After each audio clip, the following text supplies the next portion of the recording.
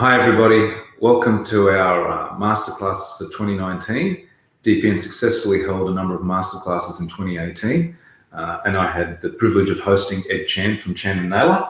Hi Ed, good to have you with us again. Hi Sam, thanks for having me again. Pleasure. And so they were really successful last year. We were able to hear from Ed and his expert insights and his years of experience really informed a number of our viewers, and we did ask what are some of the topics people would like for us to canvass this year. So following on from that, we've got a series of masterclasses this year, and we're going to work through those topics and respond to those. Just a little bit of background. Ed leads a firm that's been running for over 30 years, Chan & Naylor. They're a firm that focuses on property, tax and business accounting, and you'll find the information very relevant to how you may approach property investing, either as a professional or a business owner. So our first topic this year we'll be discussing is shares versus property investment. And this has been a long running argument and been talked about for many years, almost as long as the state of origin. So we'll just hand over to Ed right now just to unpack this this topic for us. Thanks Sam, it's been a very popular series. I'm really glad to be part of it again. Yes, being an accountant, I'm always faced with this question of should I invest in shares or should I invest in property? So, this has been bandied around for a long time. And I just wanted to share some of my own insights on it. And over the years, having been across both, being involved with both, I think it's a bit of a, it's a bit of a myth when someone says, oh, I prefer shares to property, and perhaps a property favoured person would say, I prefer, property over shares. For me, though, it's really not about that. For me, it's about, making what will make me the most amount of money with the least amount of risk, and do it as quick as possible. Okay. And if one or the other one does that for me, then I'd be looking at that seriously. And on that point, it is about the size of your asset that makes you more money. So if you were able to get the size of your asset up very quickly, then you've got a bigger size of asset working for you versus a smaller size of asset working for you.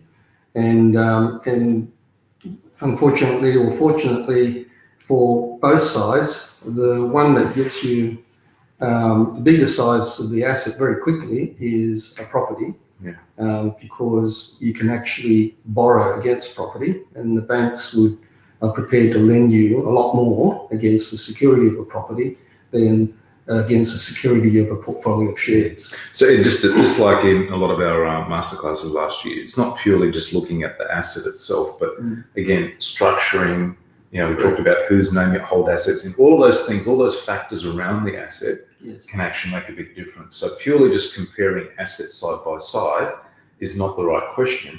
It's the context of what are the dynamics around, what you do with that asset, whose name you hold it in, and what in this instance you're really referring to is the ability to leverage, I assume, where banks are more comfortable to lend you more against property versus shares. And so that has a significant outcome versus just comparing the assets side by side. Absolutely. And in fact, I've done some numbers for our viewers, and I can share these numbers with you. Yeah, I think that'd be great. But just on the point of, it's not just one thing, as you said. It's the depreciation you can get. Who pays the highest amount of tax. So if it's negatively geared, you'll get a bigger refund from the person who's paid the most amount of tax. So there's quite a few considerations other than just the asset itself. So you need to get good advice around this. And it's not simply about just going out there and buying something. You've got to come back to some professionals who know how to structure it properly and to put you in the right. It's not necessarily a discussion of just one is good and one is bad either. Both can be good, both can be bad. As in the actual, you could buy a bad property, you could buy a bad stock, or a company that doesn't do well. Yes. So again, we're talking a fairly broad discussion. Correct. But what we're trying to say is if you do the research, work with the right professionals, whichever asset class you choose, you can have both good and bad outcomes. But the way you can magnify those returns come down to some things around structuring Correct. and the lending available to Correct. those assets. Correct. Yeah. I might just clarify one thing. I'm not talking about trading. I'm actually talking about investing. Yeah, there's a big, significant difference there. So it'd be good to illustrate that. Yes. Yeah. And you can, when someone trades, they buy it at a certain price and they sell it off at a certain price, hopefully at a gain, and they do it again and again and again. So you can trade shares, obviously, but you also can trade property. Right, that's right. So I'm not talking about trading, I'm talking about investing. Investing is when you buy something and you hold on to it for a very long time. So I just wanted to get that on the table, because often when people talk about shares or they talk about property, and when someone says, I've lost money on this or I've lost money on that, they've actually traded it and they've lost money. And if they hadn't sold it, they wouldn't have lost money, because the market, from an investment perspective, goes up and down, and it goes through a cycle. But in the main, it moves upwards. Whether you're talking about property or you're talking about shares, they both move in an upward direction. And so just wanted, for the viewers' benefit, just wanted to be very clear, we're talking about investing and not trading. I understand, One's more passive than active. Correct. And there can be a big difference in the results. Thanks for pointing that out. So size does matter. Yes. Tell us how that impacts your portfolio, and how does that affect properties and shares in this context? Sure. Now, both property and shares, and I just want to labour the point, I'm talking about investing, not trading. Both the share investing and property investing has a very good long-term track record. They both have an ability to borrow against, right? The difference is that you can borrow a lot more against property than you can against shares. And then there's another issue with shares, is called margin calls, and I'll talk about that later on. But that is a huge disadvantage for shares because of this thing called margin call. But let's just look at the numbers, the simplistic numbers on the surface. So, property is given us around 7% capital growth per annum over the long term, and a 4 or 5, between 3% net to 5% gross rent return or yield. So you add the two together, because when you invest in something, you look at both the visible money, which is the rent, and you also look at the invisible money, which is the capital growth. So you must consider the visible and so that's the total return. There's two returns, but add them together, we get the total return. Correct. So it will give you around 11%. Now, if the property is increasing at about 7%, the rule of 72, if you use the rule of 72, it will double every 10 years. Right? So now shares has shown a very good track record. It seems to have slightly outperformed. Correct. Property. Correct. On an average basis. On an average basis. Yes. However, as you correctly stated in the beginning, it's not just one thing you look at. It's a combination of a whole lot. And one of the most significant part about it is the ability to borrow.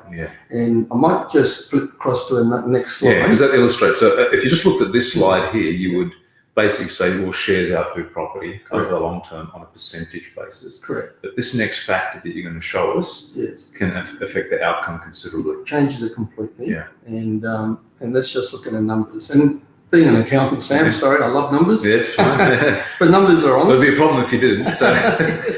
Numbers are honest. So they're not opinions, they're not feelings. Purely objective. That's purely objective, and that's why I love it. And so you can see on the screen there that I've put up two illustrations of shares versus real estate.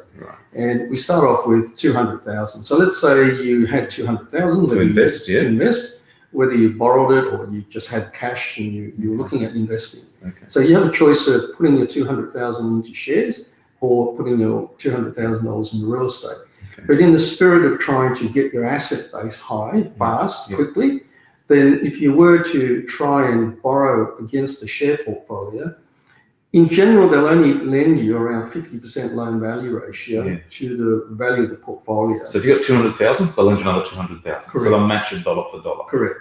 And that allows you to invest into a 400,000. So your portfolio is now 400,000. 200,000 is your own money. 200,000 is borrowed. Correct. Absolutely. Now, if you use the same 200,000 and you went into real estate, the banks will lend you 80%. It's like a 4-to-1 ratio now. Correct, 4-to-1. And they'll lend you 800,000 Yeah. instead of 200,000, and 200,000 plus the $800,000 they'll lend you allows you to buy a property for $1 million. Right. So the banks will take your property for $1 million, and they'll give you 80% on that $1 million. That's 800 grand. So if we go back to that previous slide where you said that you got 7% capital growth on property, now you're getting it on $1 million, $1 million.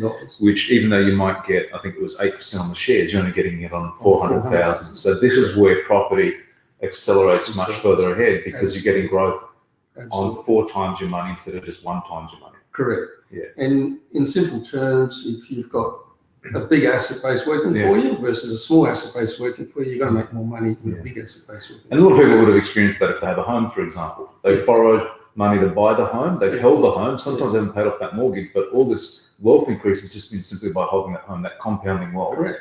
And that illustration they're already used to, where they've had that leveraging experience. So a lot of people may have not had a investment property as such, but really the home is probably one of their biggest investments, and they've seen great appreciation just by holding that through leveraging again, where they put down a deposit, bank lends them money, but they get all the growth. The bank gets none of that growth, right? Yes, none of that. So that all goes to the owner. Yes, that's and then that's a perfect example. And now the next point that I'm trying to make is that if you were trying to achieve the same wealth from a $400,000 portfolio versus $1 million portfolio, that $400,000 portfolio would have to do at least 34 in shares. Wow. Correct. So, and with the same risk. So it's very safe for the property and very stable, very safe. Yeah. And the share market is a little bit more volatile. Correct. So if you're comparing apples to apples, you have to do 34.5% with the same risk profile as real estate. So we're working on those average returns again. Average. To achieve the return you're talking about on real estate, we just have to keep the long-term average. It's not about choosing the best or worst. Even if we just got an average property, we'd do well. For you to keep up with shares, you would have to have an exceptional return, which would be equivalent to probably 4 times the average or 5 times that average. And that exceptional return comes with a greater volatility and risk. Yes. Okay. So it's in very simple, very simple language, and that's how I've assessed where I would put my money. And and especially if you're in there for a long term, especially for young people, it's a great asset because it's safe. It's very, very stable, very safe. Now, again, we're not trying to advocate that you should just choose one asset class. We're not trying to just diss shares entirely, but it's just being aware that the leveraging factor really helps. But you mentioned something earlier, Ed, about margin calls or margin lending, and maybe that really is important to address because in all your years of experience, and generally I've found in our business that there is a very small percentage of people that are happy to go into shares. I like to do a little bit, but even if you're talking about putting up 200,000, they're really reluctant to then borrow another 200,000. And some of the consequence of borrowing, though, which is probably more distinct or unique to shares, is this thing of a margin call. Correct. What is a margin call? What's the impact of that of someone who may have borrowed money on shares, different to property? Yes. And how can it really have an impact on them, if things go bad in a volatile market? Yes, and it's a great question, and you need to consider it because what margin call is that if as you know, Sam, that whether it's shares or property, the market goes up and down. Yeah. And in real estate, if it goes up and comes down, the banks will, as long as you can service that loan, they will leave you alone. Yeah.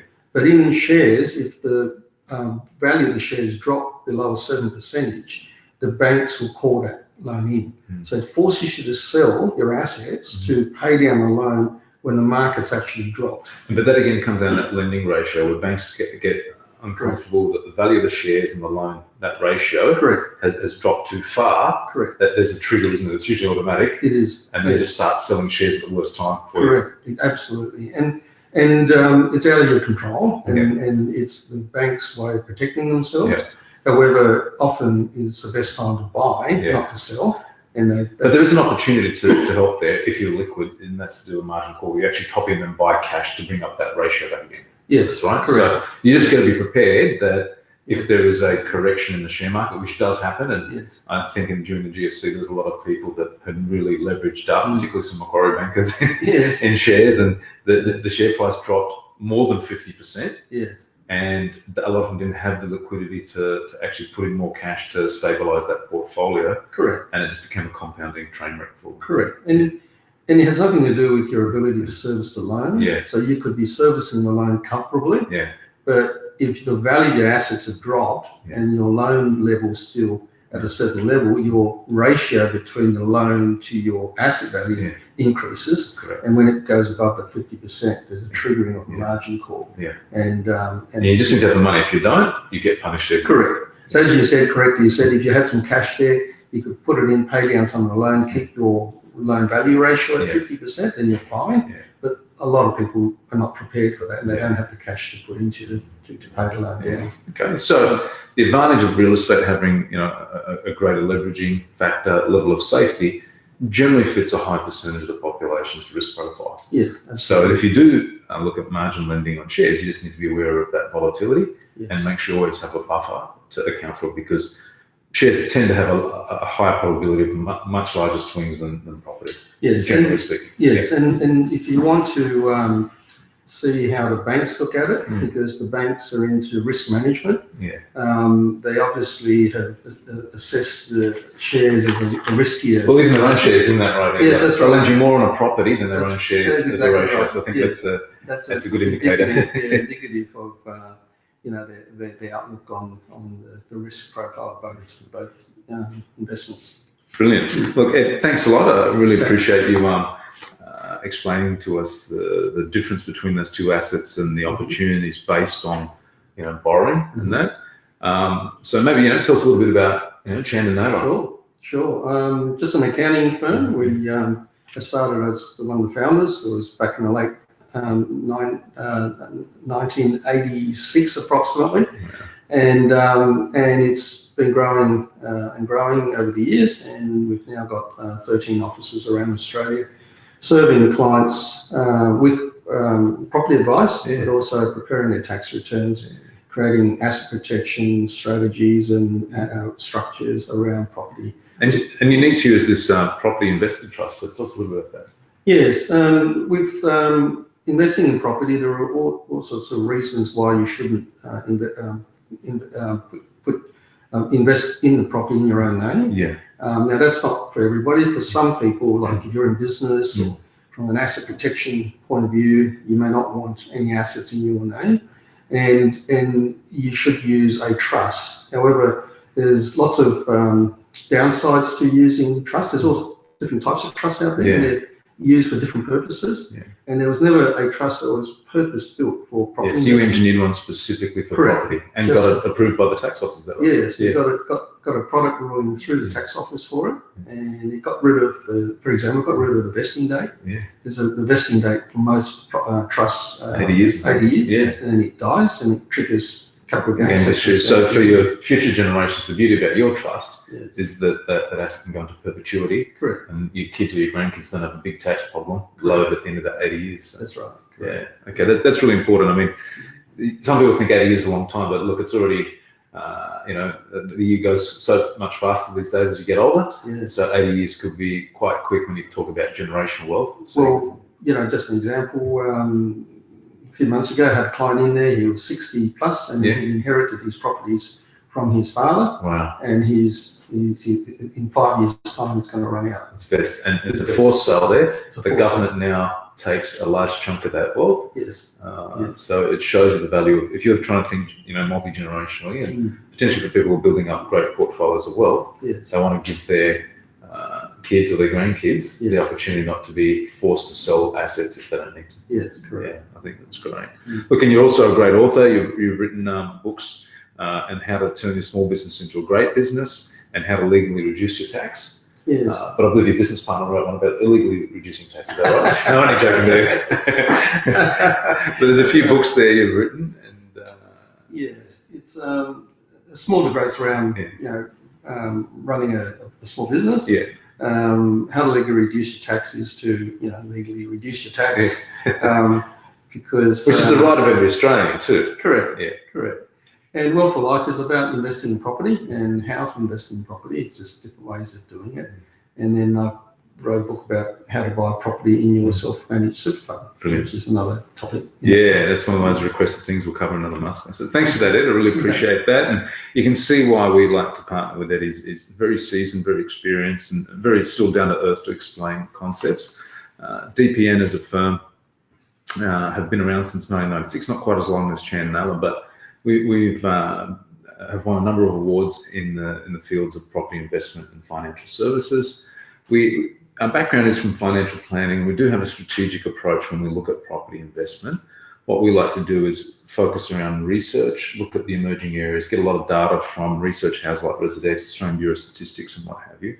But just like you, Ed, we don't have just a generalist approach. We like to meet with each client and actually find out where they're at, find out what they're interested in, look at their financial situation. And so what we do is we provide each person a complimentary portfolio review. And that's really important because what we're doing here in this masterclass is general, but what you always need to do is make it specific to each individual in their circumstance. So what we're offering people who are listening to this seminar is a portfolio review.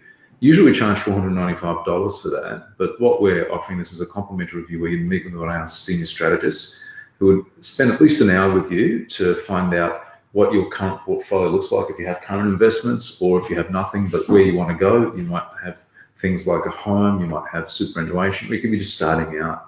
We want to look at your existing structures, where you're at and where you want to get to, and help you define what financial independence looks like. A lot of people that have gone through that exercise have no idea what that looks like. Let's see what's available to you. Look at finance options that are available to you to potentially buy or increase your portfolio. And we just want to do that so people can at least see what is appropriate and suitable for them, as opposed to some general information that we've held in a webinar. So you can contact us at hello@dpn.com.au to be able to access that.